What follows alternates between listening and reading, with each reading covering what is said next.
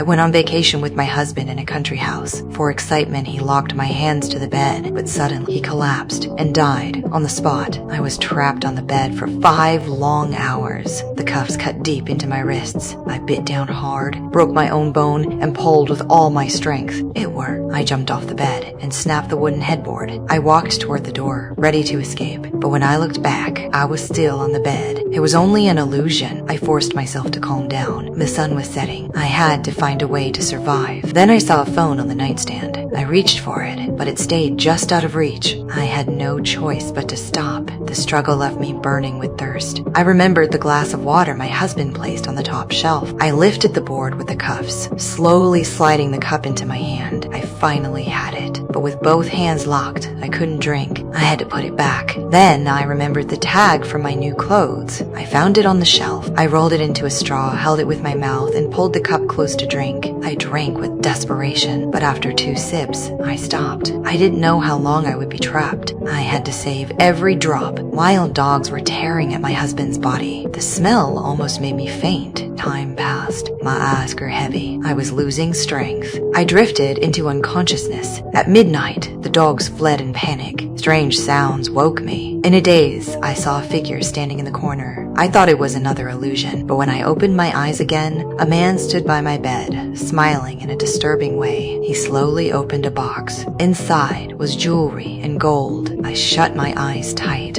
letting the fear drown me in darkness. The next morning, pain tore me awake. My hands, trapped too long, were cramping in agony. I realized my husband's body was starting to rot. Flies and worms gathered around. In the blood on the floor, new footprints appeared. That figure from last night was real. Terrified, I closed my eyes again, praying it wasn't true. After a while, I felt something wet on my feet.